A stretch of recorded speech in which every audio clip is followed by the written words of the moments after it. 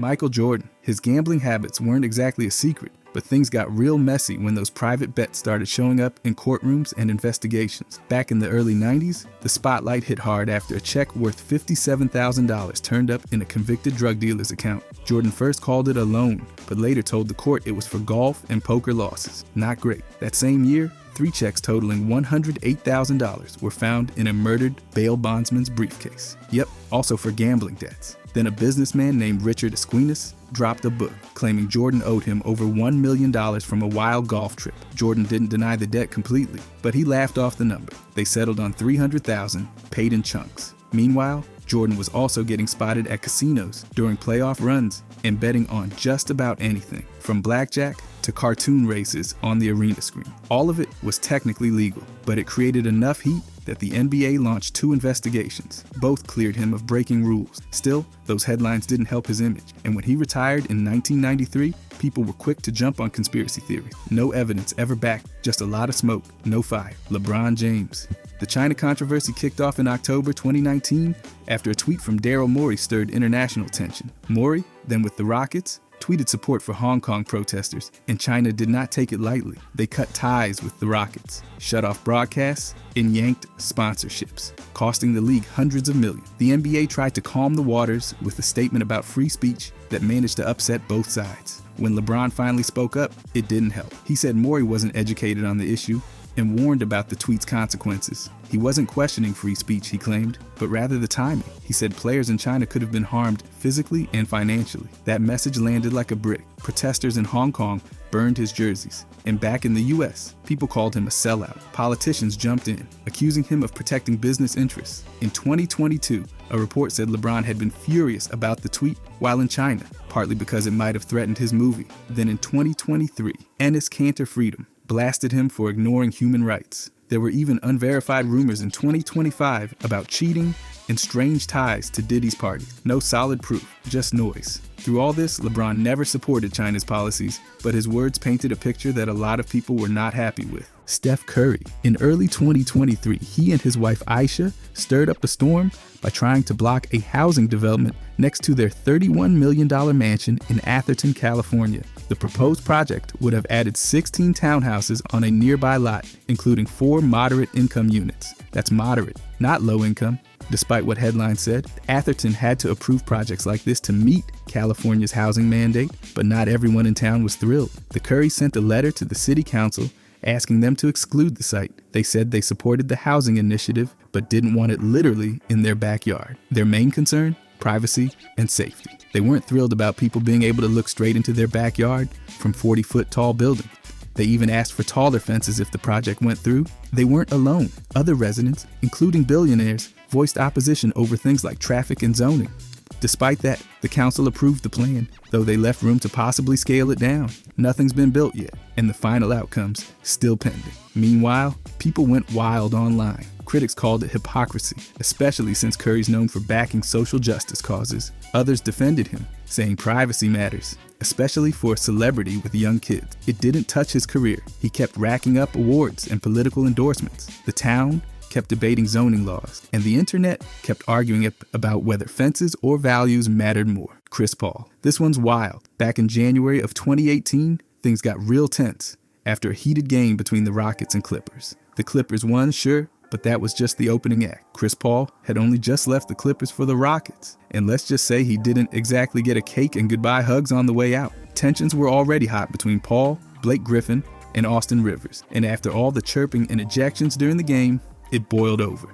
After the final buzzer, Trevor Ariza, James Harden, Gerald Green, and Chris Paul decided they weren't done. They actually tried to confront Griffin and Rivers in the Clippers locker room. Paul used his old knowledge of the arena's layout to guide the group through a back hallway. Ariza led the charge, while Paul was described as just lingering. Yeah, real stealthy. Security and staff shut it down before it got physical. But the drama was enough to get the LAPD involved. Clint Capella, meanwhile, was knocking on the front door like this was some sort of coordinated ambush. The league stepped in fast. Ariza and Green got hit with suspensions. Paul and Harden, the NBA labeled them peacemakers, so they walked away clean. It was messy, petty, and for a minute, it had the league buzzing. By the way, if you guys want to subscribe, I'm gonna start posting every day. Thanks. Anyways, Kobe Bryant. In 2003, Kobe's name dominated headlines for all the wrong reasons. While staying at a Colorado resort ahead of knee surgery, he invited a 19-year-old hotel employee to his room. What followed led to one of the most publicized allegations in NBA history. The woman accused him of rape, claiming things started consensual but turned violent. She described being choked and assaulted, saying Kobe ignored her saying no multiple times. Physical evidence backed parts of her story. Bruises, lacerations, and his semen were found, along with her blood on his shirt. Kobe initially denied any sexual contact. When evidence surfaced, he admitted to cheating on his wife but insisted the act was consensual. He was arrested, posted bond, and returned to play while juggling court appearances. The criminal case was dismissed when the accuser chose not to testify, citing threats and relentless media scrutiny. Later, a civil suit was filed and settled out of court, with both sides under a non-disclosure agreement. Bryant issued a public apology, acknowledging the accuser didn't view the encounter the way he did. The apology wasn't a confession, but it sparked debate. The case haunted his image for years, even as he rebuilt his brand and won more titles. After his death in 2020, tributes largely skipped over the case, fueling renewed controversy over how legacies are shaped. Chris Webber. The Ed Martin scandal followed Webber like a shadow from high school all the way into his NBA prime. At the heart of it was cash, lots of it,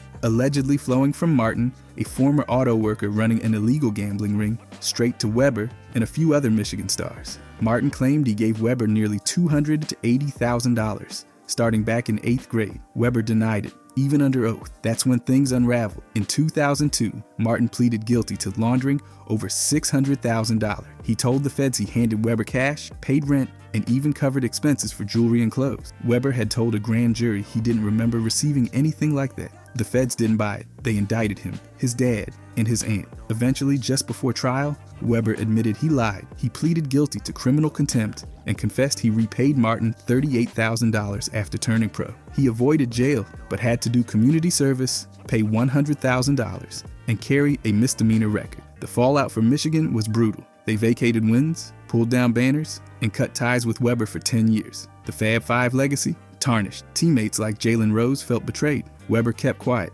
rarely addressing it until years later, when Michigan's athletic director apologized for how it all went down. Still, the scandal stuck, even after his Hall of Fame nod. Magic Johnson. In November of 1991, Magic stunned the world when he stood at a podium and announced he had tested positive for HIV. At the time, he was one of the most beloved players in basketball. 5 championships, 3 MVPs, and the heart of the Lakers' Showtime era. What made the moment bigger was the weight of the era. HIV was still seen as a death sentence and largely misunderstood. Magic changed that overnight. He discovered his status after a routine physical for life insurance. The team doctor called with the news. He told his wife, Cookie, who was pregnant. Both she and their son tested negative. A few weeks later, he retired, announcing he would become an advocate and prove HIV wasn't the end. And that's exactly what he did. Magic didn't fade away. He played in the 1992 All-Star Game, took home MVP, then suited up for the Dream Team in Barcelona, winning gold. He attempted a comeback later that year,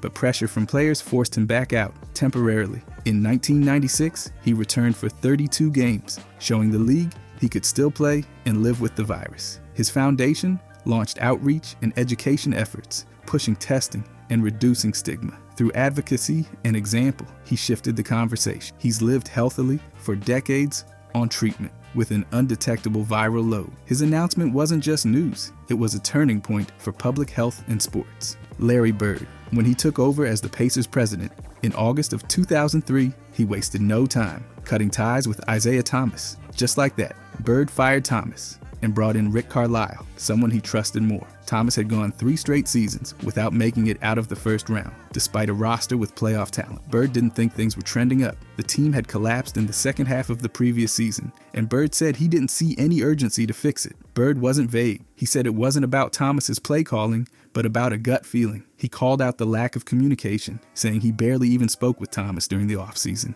And while Jermaine O'Neal reportedly wanted Thomas to stay, Bird felt the support from the rest of the locker room just wasn't strong enough. Thomas didn't exactly go quietly. He later said Bird made a mistake claimed they could have been dynamic, and even suggested he could have prevented the infamous brawl in Detroit a year later. He also shared that Bird told him, "You haven't done anything wrong. I just like Rick better." Cold. Carlisle did lead the Pacers to 61 wins the next year, so Bird's move looked pretty solid at first. But the drama stuck around. Thomas' comments kept the tension alive, and fans debated it for years. A rivalry from the 80s spilled right into the front office. Draymond Green.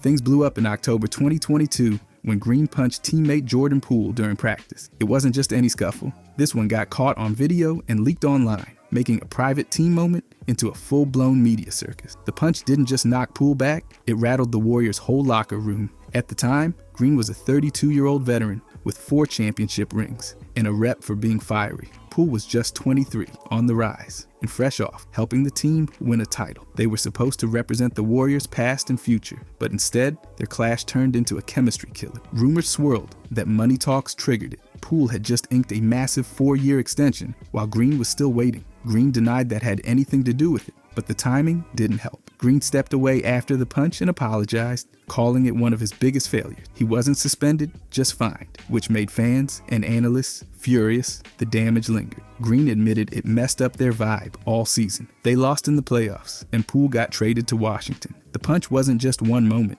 It became a turning point that derailed a dynasty and exposed cracks in their whole 2-timeline plan. Penny Hardaway. Things got messy fast when the NCAA caught wind of an $11,500 payment he gave to James Wiseman's family in 2017. At the time, Hardaway was coaching high school ball and not yet Memphis head coach. But because he donated $1 million to the school in 2008, the NCAA considered him a booster. When Wiseman committed to Memphis in 2018, all eyes locked in. Then Memphis made it worse by playing Wiseman even after the NCAA flagged the payment. They took it to court and let him play 3 games. That stunt turned a violation into a firestorm. Wiseman left in December. The NCAA launched a deep dive and things spiraled. By 2022, Memphis got slapped with 3 years of probation and a budget cut. Hardaway got off clean, but the stain stuck. Then came more violations. In 2023, he was suspended 3 games for recruiting visits he wasn't supposed to make. And in 2024, a mystery letter accused him of even more payments and academic fraud, including payments tied to recruits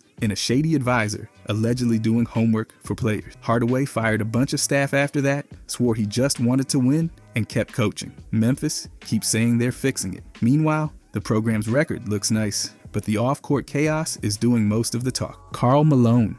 Back in 1983, he was a 20-year-old college player at Louisiana Tech when he impregnated Gloria Bell, a 13-year-old girl from his hometown. The age of consent in Louisiana was 17, so legally, this was statutory rape. Bell gave birth to a son in 1984, Demetrius Bell, while Malone continued rising in basketball without any criminal charges.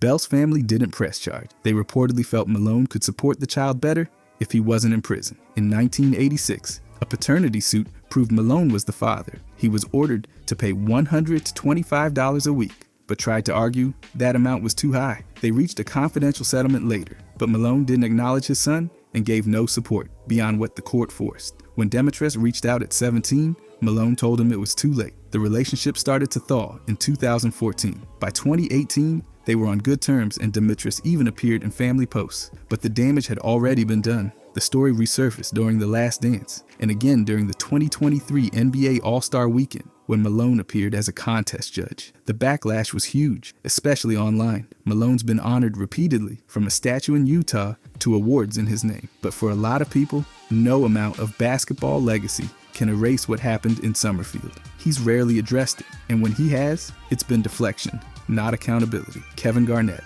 The controversy hit on November 2nd, 2010, when Pistons forward Charlie Villanueva tweeted that Garnett called him a cancer patient during their game. Villanueva, who has alopecia universalis, a condition causing total hair loss, didn't take it as just trash talk. He called it disrespectful, especially given how many people suffer from cancer. And yeah, the tweet dropped after midnight, which only made it go more viral. Garnett denied the claim. He said he told Villanueva, "You are cancerous to your team and our league." Not much better, honestly. He said he'd never joke about cancer because he had loved ones affected by it. His coach, Doc Rivers, backed him up, saying he heard it firsthand and it matched Garnett's version. Celtics president Danny Ainge took a swing at Villanueva instead, accusing him of using Twitter for attention. That's where this whole thing really blew up. Social media added gasoline to the spark. The NBA didn't fine anyone. No suspensions, no real punishment. Just 2 technical fouls during the game. That's it. Garnett never really clarified much beyond that first statement. He even called Villanueva a nobody a few days later. Meanwhile, Villanueva kept advocating for people with alopecia and used the spotlight to raise awareness. Fans stayed divided. Some said it was just trash talk, others thought Garnett crossed a line. And with no audio proof, it all ended as one ugly, unresolved moment that's still linked to Garnett's reputation. Rick Barry. He's known for his Hall of Fame game and that granny-style free throw, but his off-court comments have aged like milk. The biggest backlash hit during Game 5 of the 1981 NBA Finals, when he was working as a CBS analyst. Barry looked at a photo of Bill Russell and dropped the line that Russell had a big watermelon grin. That phrase has deep roots in racist minstrel tropes, and saying it on live television wasn't exactly subtle. Barry later claimed he didn't know the term's history. Russell accepted the apology, but said they weren't friends to begin with. CBS did not renew Barry's contract the next year, not just because of that one line, but because his overall commentary had become more grating than insightful. Then there's his autobiography, Confessions of a Basketball Gypsy, where Barry decided to share his hot takes about black teammates from his Washington Caps day. He described some as disinterested and quick to blame racism if they weren't playing. He also accused them of calling referees bigots when they got called for fouls. These weren't spicy takes. They were tone-deaf stereotypes that ignored real racial tension in the league at the time. Put together, these moments painted Barry as someone out of step with the times, and not in a charming, old-school way. His basketball legacy is intact, but his reputation off the court took a clear hit that's followed him into retirement. Kevin Durant. This one's funny. In 2017, he made headlines for a social media blunder that exposed something a little weirder than your average Twitter beef. On September 17th, he responded to a fan questioning his exit from Oklahoma City. But instead of owning it, he accidentally tweeted in third person saying Durant didn't like the organization or playing for Billy Donovan and couldn't win a championship with those cats. It was obvious he meant to post it from a burner account, but forgot to switch. Once everyone noticed, the meltdown began. Durant owned up to it, called the move idiotic, and apologized for trashing his former coach and teammates. He told GQ he was half asleep and felt like he was on the outside looking in, which is a poetic way of saying he got caught doing something ridiculous. Later, he confirmed what everyone suspected. He had burners. By 2019, he admitted using them to talk to friends and speak his mind without scrutiny. Then in 2020, he doubled down on the All the Smoke podcast, saying he still used them and only messed up once. People online had a field day. Memes, jokes, roasts, you name it. The whole thing painted him as thin-skinned, which stuck even though he kept dominating on the court. His image took a hit, but he never stopped clapping back at fans on social media. If anything, it made him more active, just hopefully with fewer identity crises. Scottie Pippen. The guy won 6 championships, guarded the league's best players, and walked into the Hall of Fame. Then managed to absolutely fumble the financial bag once he left the hardwood.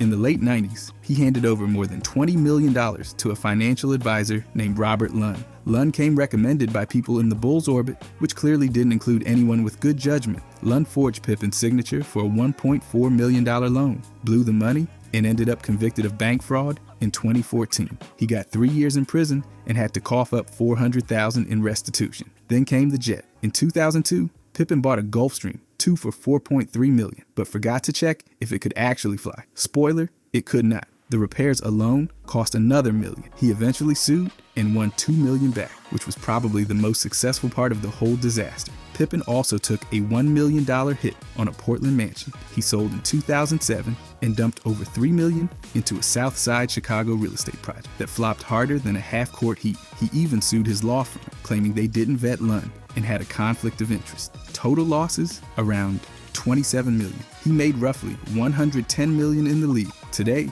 he's reportedly worth about $20 million. So yeah, he still eats, but it's not exactly filet mignon every night. Kawhi Leonard. Back in 2019, his free agency was supposed to be all about where he'd land next, but instead, most of the spotlight shifted to his uncle, Dennis Robertson, better known as Uncle Dennis. Now, this wasn't your average uncle who brings dessert to family dinners kind of situation. This guy came in with demands that made NBA teams pause mid-phone call. Uncle Dennis reportedly asked for some wild perks while negotiating with teams, and we're not talking bonus incentives. He allegedly wanted part ownership of the team, a house, access to a private plane at all times, and guaranteed endorsement money. It wasn't just about Kawhi getting paid. It was like Dennis was putting together his own billionaire starter pack. These demands were brought to teams like the Lakers, Raptors, and Clippers. Jeannie Buss from the Lakers was reportedly hit with multiple phone calls and made it very clear that what he was asking for was straight up against the rules. The Raptors kept it quieter, but reports say they heard the same wish list.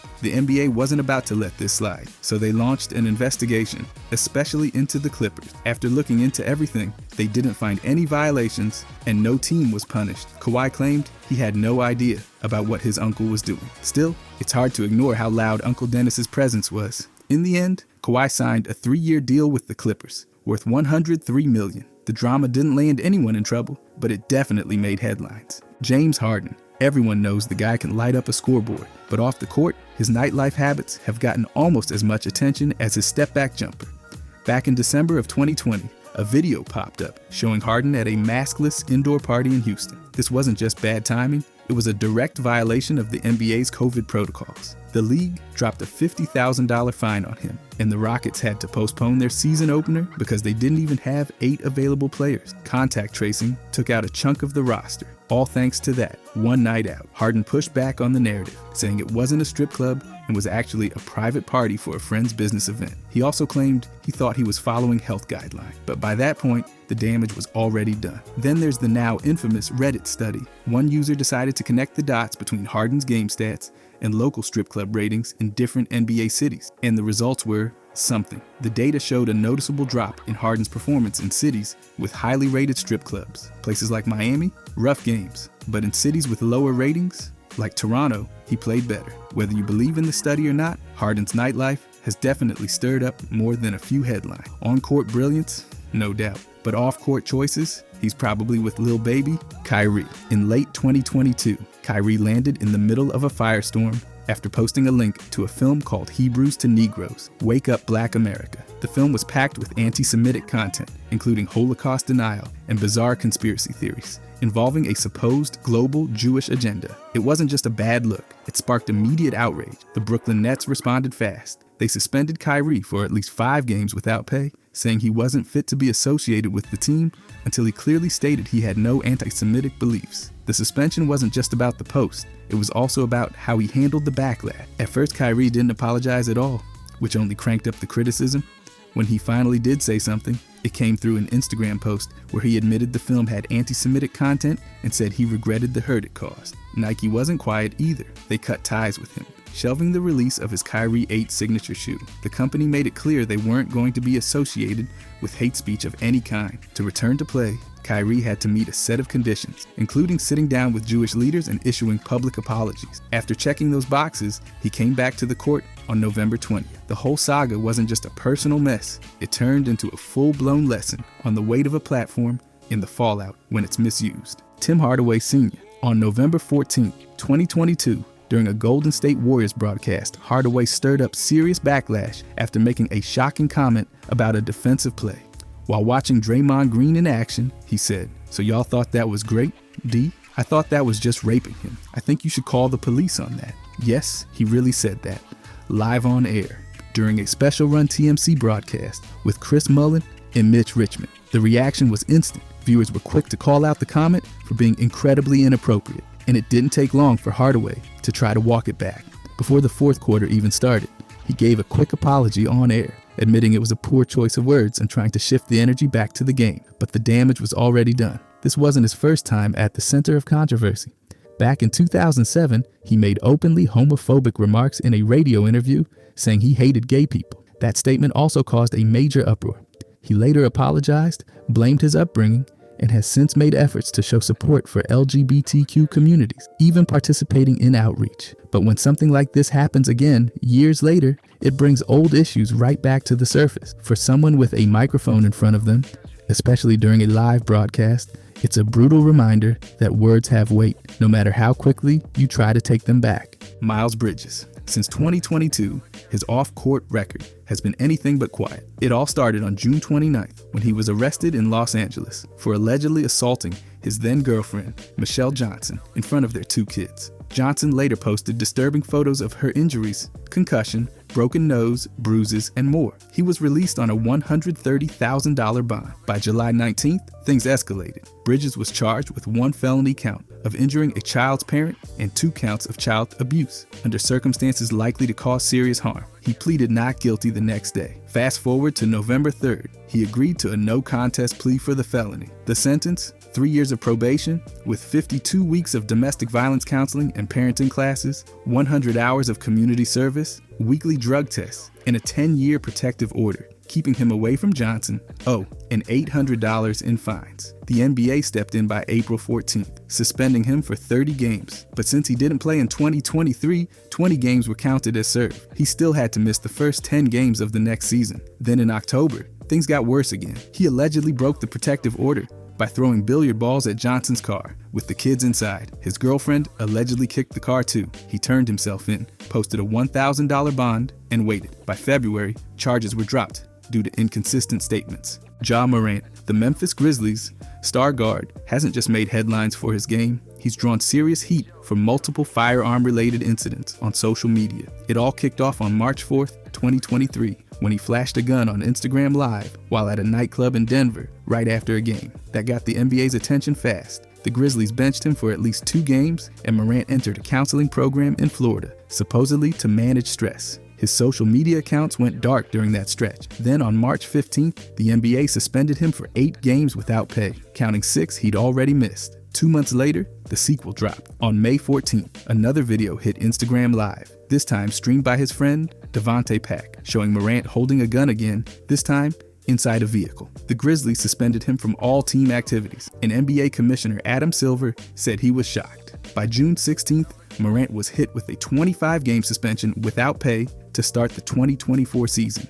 The NBA stressed that this kind of behavior wasn't just careless, it was dangerous. Then in April 2025, Morant pulled out a finger gun gesture during a game against the Warriors, aiming it at their bench. Given his history, the league fined him $75,000. That moment showed he hadn't learned much, and the NBA made sure to call out the pattern. His actions keep dragging him further from the spotlight he once owned. Joakim Noah. On March 25th, 2017, the NBA hit the Knicks Center with a 20-game suspension without pay for violating the league's anti-drug policy. The reason? He tested positive for LGD 4033, a substance banned under the NBA and Players Union's program. It's a selective androgen receptor modulator, or SARM, known to boost muscle growth, and yes, it's classified as a performance enhancer. At the time, Noah wasn't even active. He'd been out since February 4th with a knee injury and had arthroscopic surgery on February 27th to clean it up. Because of that, the league made it clear the suspension would start only when he was medically cleared to play again. That meant the punishment spilled over into the next season. Neither Noah nor the Players Union tried to appeal it.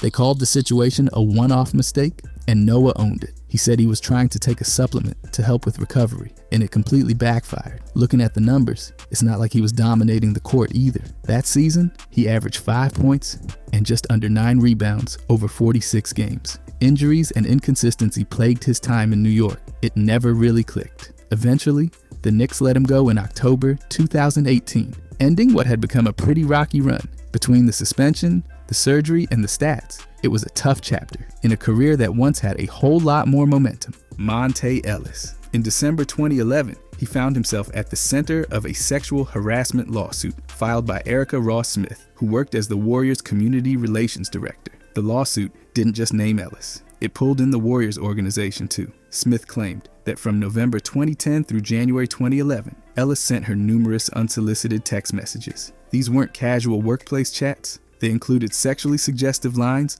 along with questions about what she was wearing. Then, on December 17th, she said Ellis sent a photo of his genitalia to her work phone. That allegation alone sent shockwaves.